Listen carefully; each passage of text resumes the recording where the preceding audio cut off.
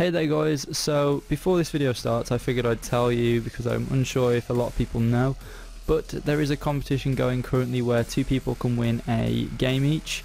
So the first game is Space Engineers and the second game is Starbound. Now if you want in on this competition, please go into the description where you'll find a link to the video that explains everything there, and hopefully you guys will want to win some cool games for Christmas. So enjoy the video guys.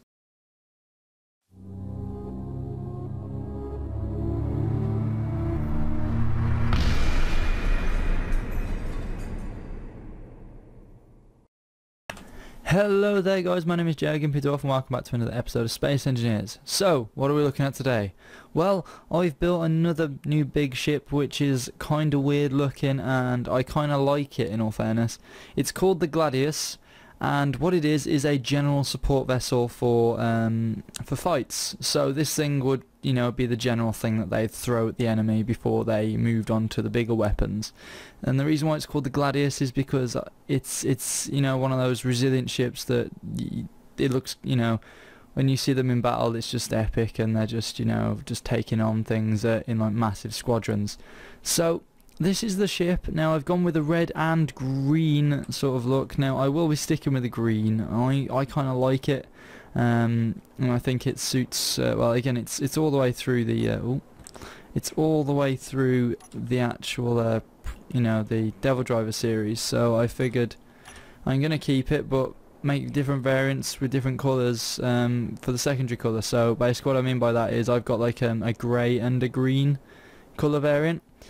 Now the red and the green means it's a fighter, like I did with the Redeemer class of ship, where I did the fighter class and I put a red markings on it. This is basically what I've done with this ship. So as you see, it's got this huge point that comes off of the front, perfect for ramming and, you know, helping out for if it does ram, then it's got plenty to knock off the front before it starts damaging the internal parts of the ship. So you probably already noticed it has these two whacking big cannons on the front. Now, I have used the sniper rifles mod, which was already in this world. Well, it was already in the world for the other ship. So we can actually jump into the back of the largest one and jump directly in. Now, the way these work is if I actually go into cockpit view and tab, you actually have some controls for steering them. So you can steer the actual turret out, lock on and fire. So if I actually show this working like this, then we can rotate this way and just keep bringing it round, and say if like the enemy's on that side, we can stop and fire. Now I'm gonna just park this one straight again because I will show you a bit of an issue with these. Basically, because you cannot group turrets to work on different things, see, I can't say those two turrets only work when I click in this cockpit. Every turret fires, so both users of the turrets, you know, they just have to fire constantly. But the best thing about the sniper rifle is it's really fast at reloading, so it's a pretty good weapon to have on these as like a general battle cannon of sorts. And this one you can literally just walk into and go in. Now as you can see, these are hooked up via a connected thingy system, a connected conveyor system, and they will reload as you would intend them to, which is really useful, especially in combat situations. And everything is below, so you can get into stuff like that. Now just before we go inside the ship, you're probably wondering, well, how do you refuel this? Where are the ports and things like that? There isn't actually anything special in the ship that allows for external refueling. It's purely a user carried, you know, they have to carry the fuel and put it in to some containers within the ship, because I didn't want to add too many points of, you know, hazard.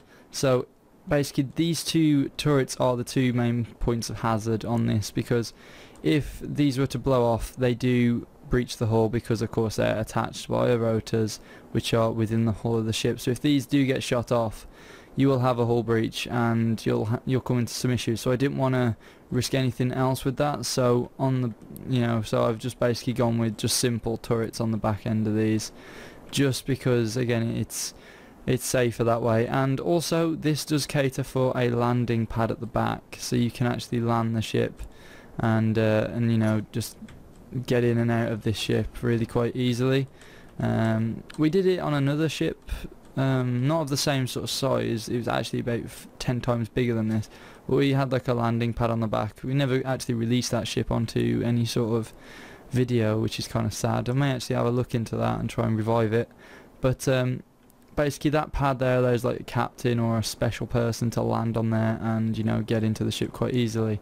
So as we make our way into the ship, we are greeted by this, which is just a general airlock. Because of being in such a large ship, I figured we need some sort of airlock system, and it bothered me on the last ship that we didn't have anything like that on the Elise. So we're in the main meeting room now, which is you've got seats here so you can perch yourself while waiting for important people or waiting to see people. All rooms besides the toilets and bedrooms have cameras, so you can view what people are up to more than anything, because I figured security reasons you need to know what your passengers are doing so they're not causing trouble. Now again, you can turn lights on and off in this, which is again a feature that I'm consistently bringing through, because I find it a nice feature to have. There are still a few things that may have been forgotten about in terms of colour, because colouring stuff in this is really difficult because of all the objects being placed in here already. So we're going to head downstairs, I think. Actually, no, I'll show you the toilets. Here we go. So through here we have 4 shower blocks, 1, 2, 3, 4. We can again get in these and shower away and whatnot. And then we have a toilet, and this is the most awkwardest toilet ever, because you'll be staring at, you'll be having a pooing battle into it. It's just a weird combination. I couldn't figure out anything else, so I've stuck with that, and they have to share a basin. But I figure if you're on the same vessel for a large period of time, you will be able to deal with that. Now this back door doesn't actually have a any sort of pressurized area to get into. I may add something on the back end of this before I release the ship onto the workshop. But when you guys see the ship, it will be on the workshop, because I'm gonna just put it on in a bit.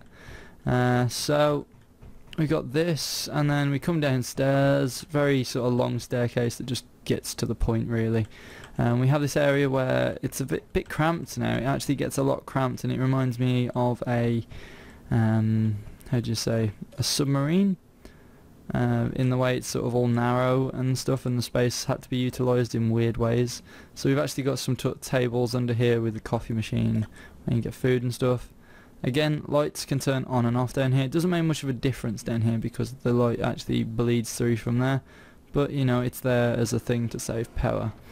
Now we'll actually go backwards into the ship, because we have the engine room. Now the engine room is at a weird configuration, but some sort of configuration in which I can repair my engines again. So we've got all these shelves, which could be for various things, tools, food, anything in here, just general storage. And then right next to it we have these 2 huge reactors hooked up via again sort of a nice connection system, which goes in some chests behind there. And you can access everything from this back panel, which allows you to do just see what's cracking with your stocks and stuff. And again, with this you'll have to climb up on the table and repair, but you can still get to them, which is important. And again, cameras, just because if somebody does get in there who isn't meant to be in there, they could potentially blow up your crap, which isn't cool. Okay, so we are now in sort of the living quarters for the main crew members of this ship.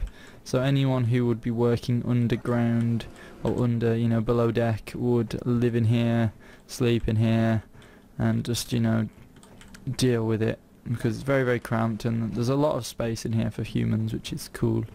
Now we move on to the main control room of this ship, which is a bit far forward, but to me it makes sense to be this far forward because the ship is quite long, so I wanted to put the control room somewhere in the middle. This is actually placed on the back end, yeah, Actually, it's placed on the back turret. So this is the larger turret it's actually hooked up to here. So, you know, it's a bit cramped again, but that's the whole point. So this is what I was on about, where if you broke that through, you depressurize the area and people could potentially die. But if you're in a spacesuit, you're good. Cameras again, and plenty of control of this ship from here. It's crazy the amount of screens I've got in here, but I figured I need it, and I raised this up as well to make it look a bit more important, because the main cockpit is there where you'd fly it. So what else do we have? We have connections to the cargo containers. This is the only real place you can access the ship's internal storage, but it all hooks up anyway, so that's all peachy and whatnot. So what we'll do is actually I'll show you how the ship runs, because that's a thing people want to know. So if I jump in here, this is the ship, and it is gorgeous. Now you do have control over the guns, you have control over whether they're turned on or not as well.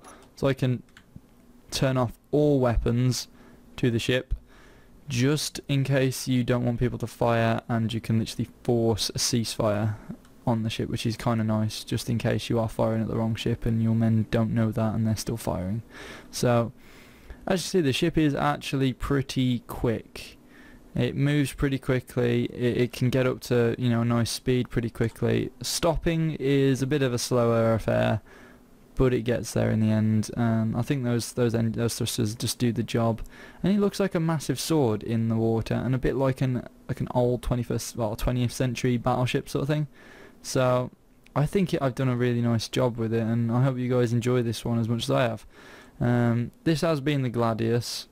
If you guys have any suggestions for any ideas, or any questions about the build, then don't be afraid to leave that in the comment section below.